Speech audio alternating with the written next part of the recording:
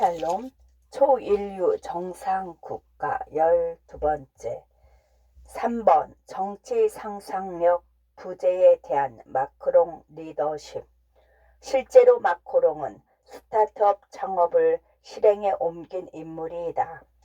그는 올랑드 정부에 있으면서도 항상 교육 관련 스타트업 창업을 실행에 옮기는 구상을 계속해 오고 있었다.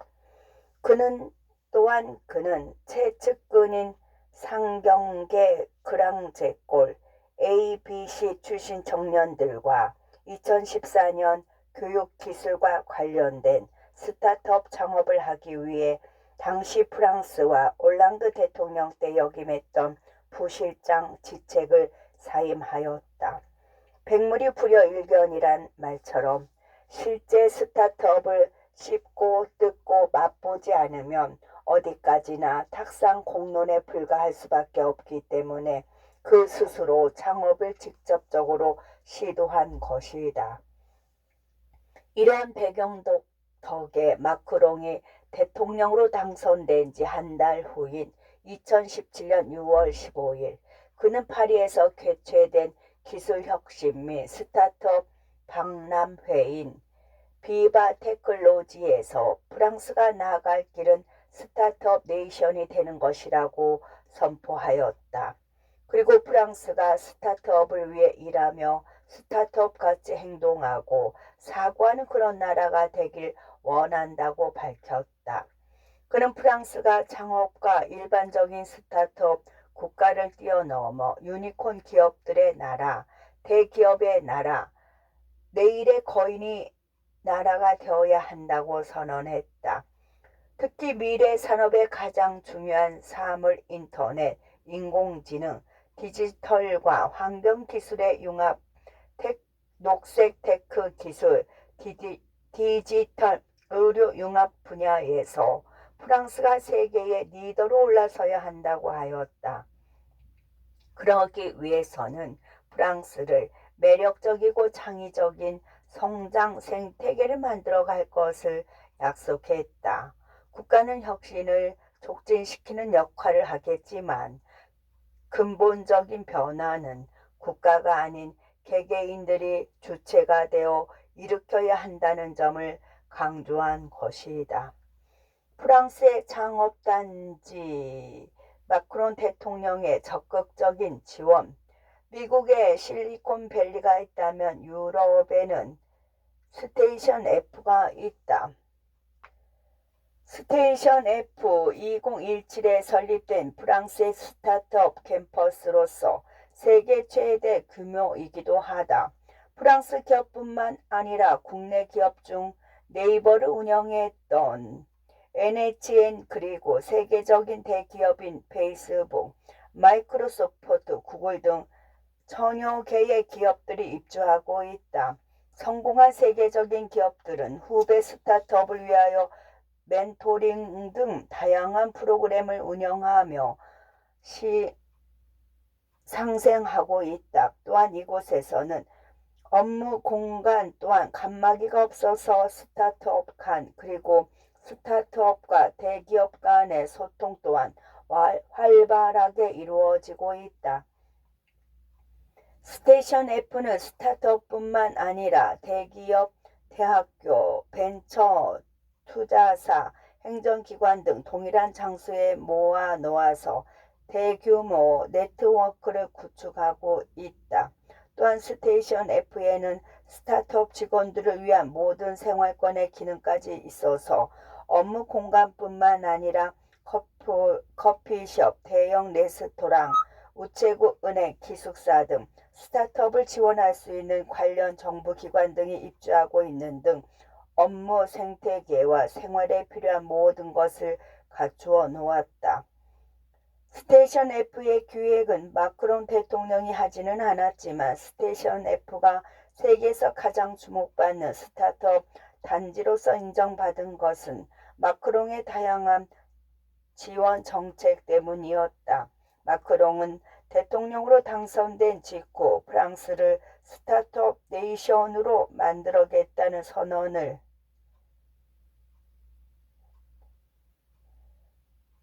네이션을 만들어겠다는 선언을 할 만큼 스타트업 지원에 큰 관심을 집중하였다. 자국 스타트업의 해외 투자와 홍보. 마크론 대통령은 이러한 일환으로 국제 행사가 있을 때마다 자국의 스타트업을 외국에 홍보하였다. 특히 2019년도 프랑스와 종국의 정상화 회담 때 프랑스가 최대 주의인 비행기 300대 판매 계약을 성사시켰고 G7 정상 등이 모이는 국제 행사에서 자국의 스타트업이 만든 친환경 시계를 직접 가져와 각국 정상들에게 선물하는 모습이 생중계되면서 프랑스의 작은 스타트업 시계 메이커가 전 세계에 홍보되었다. 또한 마크론 대통령은 직접 프랑스를 선택하세요 라는 비즈니스 행사를 매년 개최하면서 자국 스타트업 투자를 위해 글로벌 기업들의 CEO들을 베르샤유 궁에 초청하여 프랑스의 투자 환경에 대한 프랑스 정부의 노력을 발표하며 글로벌 투자를 직접 유치하였다.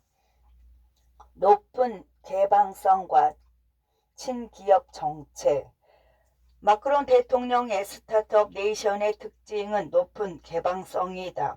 노동 유연의 개선, 기업 감세 등 친기업 정책 등을 통해 국내 기업 운영 및 투자 환경을 개선하여 글로벌 기업의 진출과 투자를 유도하고 나아가 미국의 실리콘밸리처럼 글로벌 인재들까지 불러들이는 정책을 추진하고 있다. 대표적으로 마크롱 대통령은 양질의 해외 인재 유치를 위하여 스타트업 관련 종사자, 벤처 투자자들에게 프렌치 테크 비자라는 4년짜리 근로거주 허가권을 제공하였다. 프렌치 테크 비자는 비자 발급에 소요되는 절차와 기간 조건 등을 대폭 간소화하였으며 미국 실리콘밸리로 가는 인재들을 프랑스로 끌어들이고 있다. 이러한 마크롱 대통령의 노력으로 프랑스는 유럽을 대표하는 국제적인 기업들이 모이는 기업 친화적 국가로 탈바꿈하였으며 실제로 2018년도에 도입하는 조사 유럽의 외국인 직접 투자 매력도에서 전통적인 FDI 강국인 영국, 독일을 제치고 프랑스, 파리가 1위를 달성하였다.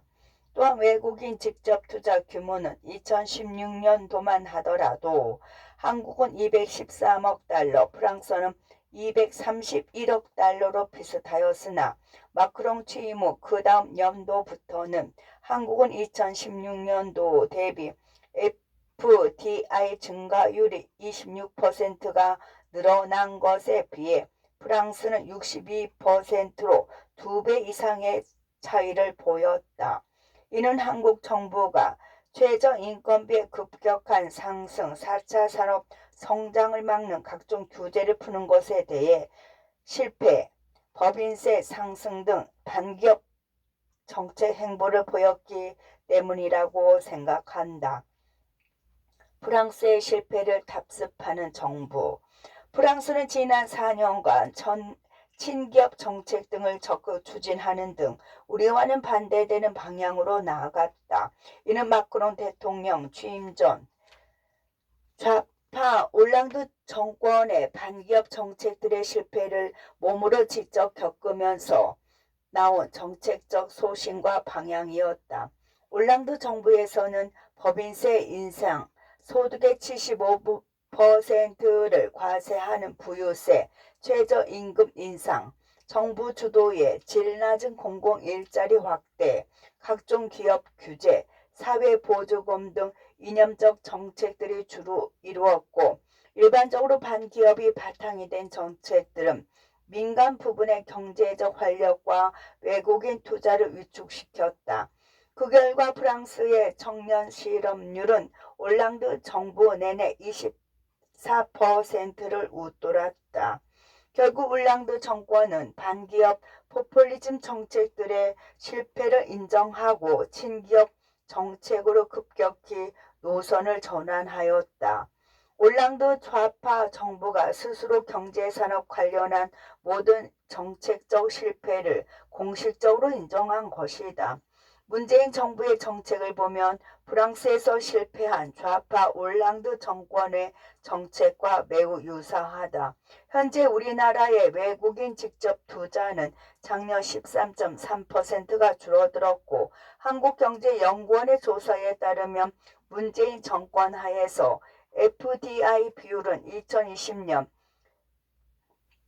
OECD 37개국 중에서 25위를 하는 등 최하위 순위에 머물러 있으며 우리나라의 투자 환경을 시급히 개선해야 한다는 의견이 나왔다.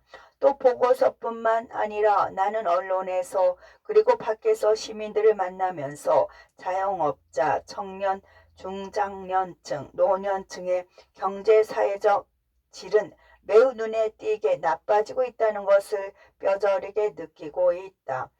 한창 활발하게 움직여야 할 청년들은 높은 청년 실업률에 고통받고 있다. 이러한 상황에서 문재인 정부는 현 정책의 문제점들을 제대로 인식하지 못하고 있다. 따라서 우리나라도 하루빨리 프랑스가 실패한 반기업 정책들의 기초를 벗어나 정권을 교체하여 기업하기 좋은 나라, 특히 대기업을 없애는 정책이 아니라 양질의 스타트업들을 많이 받아들여서 유니콘 기업으로 끌 수 있도록 토양을 조성하고 물을 주고 대기업으로 키워나가는 정책을 펴야 한다. 그러면 청년들은 잃어버린 활력을 찾고 도전할 것이고 유니콘 기업들이 늘어나 양질의 일자리가 많아질 것이다. 그래서 하루빨리 한국형 스타트업 네이션을 치밀하게 기획하고 선포하여야 한다. 나는 이러한 구상을 이미 청년들 그리고 많은 스타트업 CEO들과 대화하며 소통하는 중이다. 4번 스마트 도시와 연계한 스마트업 산업 전략. 내가 생각하는 스타트업 네이션의 전략 중 하나가 스마트 도시와 연계한 스타트업 육성 전략이다. 나는 전 세계적으로 시작되는 스타트 도시의 전환에 스타트업을 연계시키고자 한다. 스마트 도시는 4차 산업 관련한 첨단 기술을 도시에 적용시키는 것이다. 네덜란드, 벨기에 등 유럽 국가들이 스마트 도시 정책에 앞서 있는 국가들인데 이들 국가에서는 도시들이 가지고 있는 문제점들을 4차 산업 기술로 연결하고 있다.